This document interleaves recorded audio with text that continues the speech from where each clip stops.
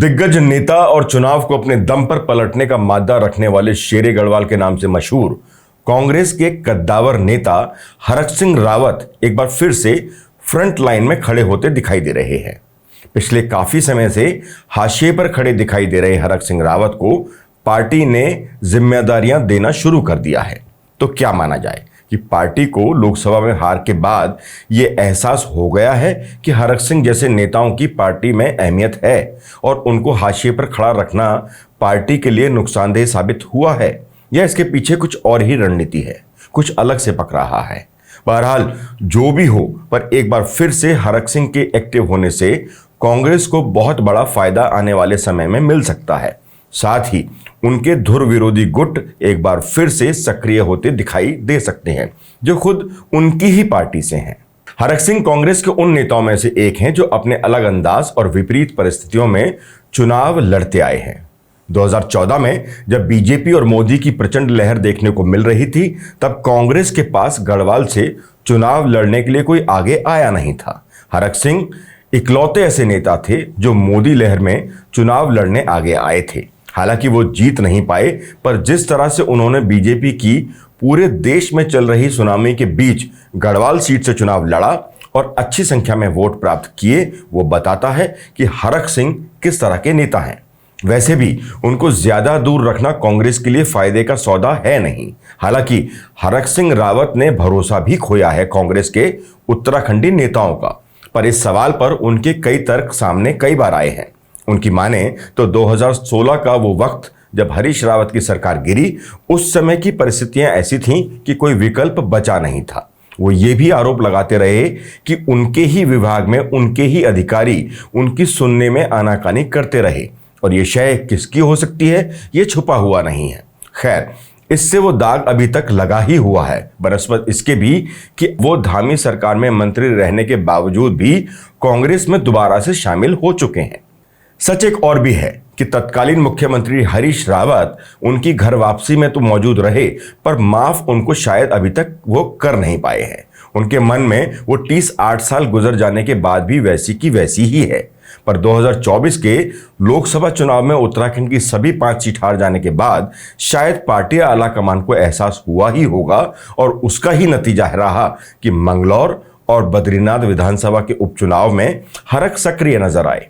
थोड़ा देर से ही सही, पर आए। आगे बढ़े उससे पहले हरीश रावत से किए गए हमारे इंटरव्यू का वो हिस्सा सुनिए, जिसमें हरीश रावत कह रहे हैं कि उनको अभी प्रायश्चित करना है, मतलब हरक सिंह रावत को। ऐसा नहीं हो सकता कि फसल कोई और बोए और कोई उसको काटने आ जाए, ये संभव नहीं है। जरा गौर से सुनिए। माफ कर दिया हरीश रावत ने हरक सिंह रावत को? देखिए, नहीं माफ तो पार्टी के अंदर है, जो पार्टी के अंदर है वो पार्टी के अंदर सब लोगों का समान अधिकार है, सब समान अधिकार है। लेकिन कांग्रेस के एक सुखद जो यात्रा चल रही थी, उसको दुखद यात्रा में परिणत करने का श्रेय यदि किसी को जाता है तो मेरे छोटे भाई को ही जाता है। अपने स्वार्थ के लिए उन्होंने गलती की, और इसका एक ही प्रायश्चित है कि एक चुनाव में वो कांग्रेस को जिताने के लिए काम करे। और यदि कांग्रेस को जिताने के लिए किसी सीट में काम करते हैं तो अगली बार उनके वो है, रोज के लिए थोड़ी एक दंड या किसी को दोष दिया जा सकता है। वही बात गई, आगे के लिए हम उनके भविष्य, हम सुखद भविष्य की कामना करेंगे। लेकिन इस समय खेत बड़ा भाई जोते, 2016 में जोते जुताए खेत को जो है बर्बाद कर दो, और 2024 में जो भाई खेत कराए और तुम काटने खुद पहुंच जाओ, तो यार सब चीज बर्दाश्त किया जा सकता है, लेकिन अन्याय तो बर्दाश्त नहीं किया जा सकता। विधानसभा चुनाव 2022 में जिस तरह से उनको टिकट नहीं दिया गया और उनकी पुत्रवधू अनुकृति को मैदान में उतारा गया, वो भी कांग्रेस की बड़ी गलती साबित हुई, क्योंकि अनुकृति एक नेता के तौर पर उतनी प्रभावशाली नहीं थी जितने हरक सिंह रावत थे, और उसका परिणाम ही है कि अनुकृति चुनाव जीत नहीं पाई। अनुकृति मानो चुनाव लड़ने के लिए ही कांग्रेस में आई थी, और हार के बाद वजह चाहे भाजपा की वॉशिंग मशीन का इस्तेमाल रही हो या कुछ और, वो वापस भाजपा के पाले में चली गई हैं। अगर यही चुनाव अनुकृति गुसाई रावत की बजाय हरक सिंह रावत ने लड़ा होता तो चुनाव परिणाम कुछ और हो सकते थे। वैसे 2022 विधानसभा चुनावों में जिस तरह हरक और हरीश रावत में अंदरूनी कलह दिखाई दी, हरक को टिकट न मिलना भी वही कारण माना जाता है। एक वजह यह भी मानी जाती है कि उनके चुनाव न लड़ने को लेकर कांग्रेस के कद्दावर नेता हरीश रावत ने वीटो लगाकर उनको किनारे कर दिया था। कुछ विशेषज्ञ यही मानकर चल रहे थे कि विधानसभा में टिकट न मिलना संकेत है कि पार्टी हरक को लोकसभा चुनाव में एक दमदार प्रत्याशी के तौर पर देख रही है, लिहाजा उनको पार्टी हाईकमान लोकसभा में प्रत्याशी बनाकर संसद में भेजने की तैयारी कर रही है। मगर लोकसभा में भी हरक सिंह को उतारा नहीं गया, जबकि हरीश रावत अपने बेटी के बाद अपने बेटे को भी नेता बनाने में कामयाब हो गए।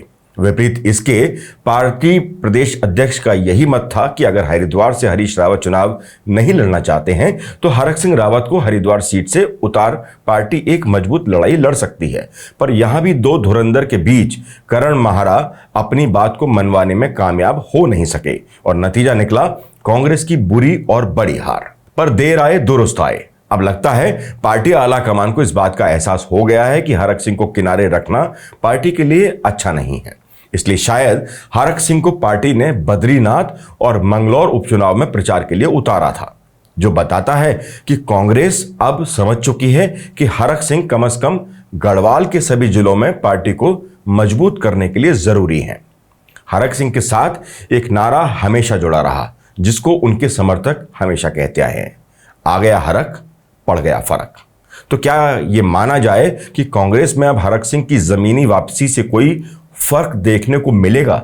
सवाल वाजिब है और जवाब वक्त के पाले में कहीं छिपा बैठा है। चुनावी पंडित कहते हैं कि हरक सिंह का एक्टिव होना कांग्रेस को काफी फायदा पहुंचा सकता है, खासतौर पर गढ़वाल में, जहां अभी तक सिर्फ गणेश गोदियाल ही कांग्रेस की उम्मीद के रूप में दिखाई दे रहे थे। अगर पार्टी हरक सिंह को कोई जिम्मेदारी देती है तो गढ़वाल में कांग्रेस को पुनर्जीवन मिल सकता है। 2027 के चुनाव में आने वाले समय में निकाय चुनाव भी होने हैं। ऐसे में हरक सिंह और गणेश गोदियाल दोनों मिलकर गढ़वाल में कांग्रेस के नैया को पार लगा सकते हैं। इसमें कोई दो राय नहीं कि हरक का अनुभव और गणेश गोदियाल का जोश अगर गढ़वाल में एक होकर काम करता दिखाई दिया तो आने वाले निकाय चुनाव से लेकर विधानसभा चुनावों में कांग्रेस एक बार फिर से कई जगहों पर दमदार वापसी कर सकती है। दूसरी तरफ हरीश रावत पर आरोप लगते रहे हैं कि वह हरक सिंह का रास्ता कांग्रेस में आगे बढ़ने से रोकते रहे हैं। समय समय पर दोनों के बीच तल्खी भी खुलकर देखने को मिली है, मगर हरीश रावत जिस तरह से लोकसभा चुनाव में पार्टी की मर्जी के खिलाफ खुद चुनाव न लड़कर अपने बेटे के लिए टिकट मांगने में कामयाब हुए और उसके बाद भी हरिद्वार लोकसभा सीट बुरी तरह से हार बैठे, उससे पार्टी में उनके रुतबे को काफी हद तक नुकसान पहुंचा है।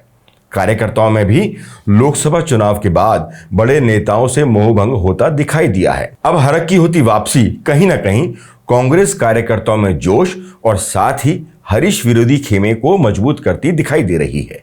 कांग्रेस ये भी जानती है कि हरक सिंह को राजनीति से ज्यादा समय दूर रखा नहीं जा सकता। हरीश रावत को भी इसका अंदाजा है कि भले हरक सिंह अभी पार्टी में कोई मजबूत पद पर नहीं है, लेकिन वो कभी भी वापसी कर सकते हैं, जो अब धीरे धीरे होती दिखाई दे भी रही है। हरीश रावत को अब पार्टी के भीतर भी कई मोर्चों पर पार पाना आसान नहीं होगा। एक तरफ हरक सिंह, प्रीतम सिंह जैसे नेता होंगे जिनसे हरीश रावत के मतभेद साफ दिखाई देते हैं, तो दूसरी तरफ नाराज कार्यकर्ता जो अब हरक सिंह के पाले में जा सकते हैं। हरक सिंह से जब हमने बात की तो उन्होंने साफ तौर पर एक ही जवाब में सब कुछ समेट दिया कि कांग्रेस पार्टी को मुझ पर भरोसा करना चाहिए। किसी भी प्रदेश का सही जो सबसे बुरे दौर से गुजर रहा हो वहां का चाहे तो प्रभारी बनाकर देख लें। कांग्रेस को सबसे मजबूत स्थिति में लाना मेरी जिम्मेदारी है और सब जानते हैं कि हरक सिंह रावत जब मैदान में उतरेगा तो फतेह निश्चित ही होगी। कुल मिलाकर अब हरक की वापसी होती दिखाई दे रही है। कांग्रेस अगर हरक सिंह को कोई जिम्मेदारी पार्टी या संगठन में देती है तो एक बार फिर कांग्रेस का एक मजबूत स्तंभ के रूप में हरक सिंह रावत साबित हो सकते हैं।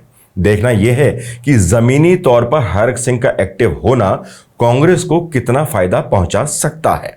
2027 के चुनाव में अगर कांग्रेस को सत्ता में वापसी करनी है तो हरक जैसे नेताओं की उनको बेहद सख्त जरूरत पड़ने वाली है। सबसे ज्यादा निगाहें इस बात पर रहेंगी कि अगर 27 का विधानसभा चुनाव लड़ते हैं और पार्टी उनको टिकट देती है तो वो कौन सी सीट होगी।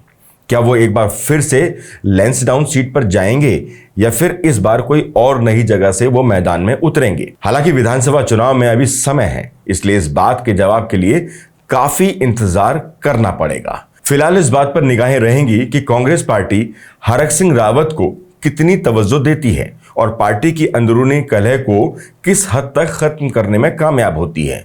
और एक बात जो सबसे जरूरी है वो ये कि हरक सिंह रावत क्या अब पलटी मारने के अपने ऊपर लगे टैग को खत्म कर पाएंगे। जो दाग उन पर 2016 में लगे उनको मिटाने में कामयाब हो पाएंगे। यकीनन अगर इसमें वो कामयाब हुए तो एक बार फिर से उत्तराखंड में गूंज सुनाई दे सकती है, आ गया हरक, पड़ गया फर्क। फिलहाल इस वीडियो में इतना ही। नमस्कार।